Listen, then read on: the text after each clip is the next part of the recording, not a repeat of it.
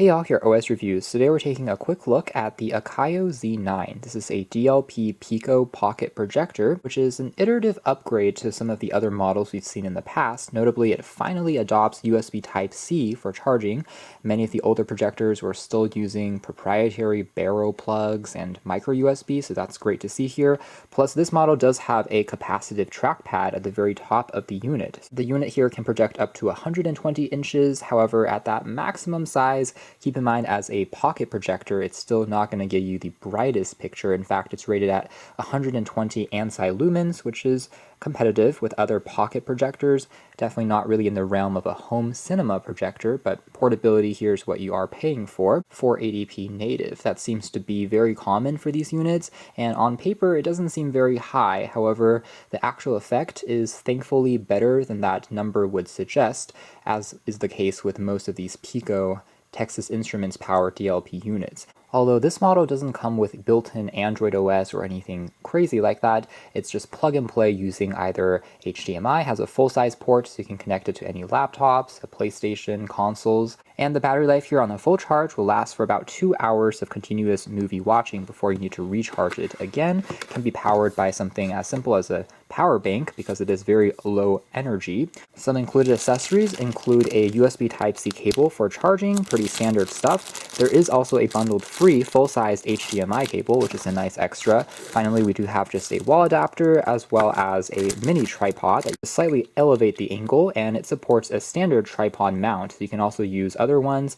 if you want to get a further taller height. What you won't get though is actually a standard remote control. Since we do have that touchpad on the surface, looks like that's actually not a feature that they included in the box. To be honest, that would have been nice to have as another option if you want to control it from slightly further away, but it is what it is. Now here is the actual unit itself, which is indeed very compact. Just as a quick size comparison, here it is next to something like an average smartphone these days. It has a 6-inch display, smaller than even many power banks that you might be carrying already, so this thing is very travel friendly like other Pico units.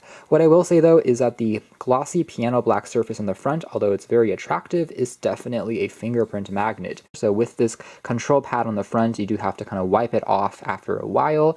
The entire body here is constructed out of a polycarbonate plastic, but overall it doesn't feel too hollow or anything like that. It actually feels quite solid, and all of the I/O here in the back include the Type-C there for power, full-sized HDMI, and there is a 5-volt output, so you can actually use this as a power bank for your smartphones if you are in a pinch, which is pretty crazy. A nice extra feature, and then audio if you don't want to use the built-in speakers. Finally, on the side here we have some additional controls just for power, and then these keys are actually for adjusting the focus because there is no focus wheel, which is manual. It's all electronic on here. And then last but not least, on the very base we have the standard tripod mount, and then one other interesting extra on here is you do get a small kickstand of sorts, which we haven't seen in many of the other models. Just slightly elevates it just a touch if you are setting it down as opposed to using the mini tripod. So overall, a very clean but simple design, essentially just plug and play. And it is worth mentioning that the touchpad is backlit, so you can make it out in the dark. It turns off after a few seconds of inactivity to conserve on power, but it's pretty sensitive. And you also have a small gauge on the side as well that tells you kind of the rough percentage of the battery which is left. Now, as far as these settings are concerned, you don't even get a carousel view, so it's extremely simple, not a smart unit, but as you plug in the HDMI, the image will then come to life. But some of the things you can adjust here include the actual brightness of the picture. If you tap on the middle key there, this is right now in the brightest mode, so it will be outputting at 120 lumens. You can hear the fan is actually kicking in and a little bit more aggressive in this mode. This is as loud as it gets. So overall, this is still a pretty quiet unit, although at the brightest mode, it will definitely consume a little more power. And then tap on it again to go into the standard mode. Fan is not quite as loud, a little bit less bright, and there's also an eco mode that will allow it to last for a little longer, but the image quality is also further reduced in terms of brightness. Just looking at a Windows home screen, this is the effect that you're going to get. Overall colors are actually pretty saturated, and like I said, brightness levels are not bad considering how small this unit is. Of course, if you turn on the lights, it's going to wash out much more easily, but even if there's a little bit of background ambient light, it still is overall not too shabby. Now the virtual screen size that we have here is roughly 40 inches, and that's why it's not quite as suggested to use for presentations or anything like that, because tiny details from Excels, articles will still look a little bit pixelated as you are zooming in and taking a closer look. Now, the slight flicker that you see here is completely due to the frame rate of our camera versus the projector. It's not something that you will actually notice in person. And overall, again, colors do look fairly vibrant. But anyways, the primary use of this thing is going to be for watching videos, and you don't have to really be focusing on one particular spot, but rather just overall at the image that is being played. And in situations like this, I would say it's doing a pretty reasonable job. Let's turn up the volume and hear what the speakers sound like.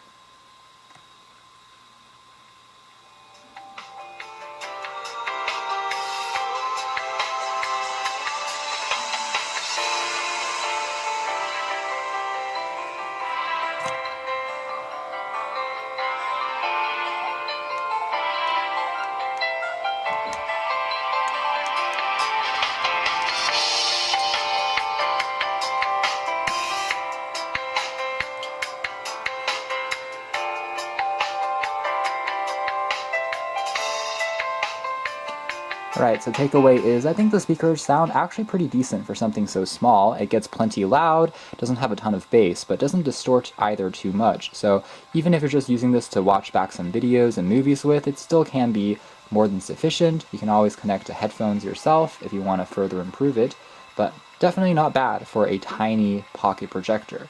Image quality, like I said, also is doing a fair job, I think, for something so small, and at least colors are pretty vibrant looking. Things like bigger details as you're just watching a film and get lost in it is still enjoyable.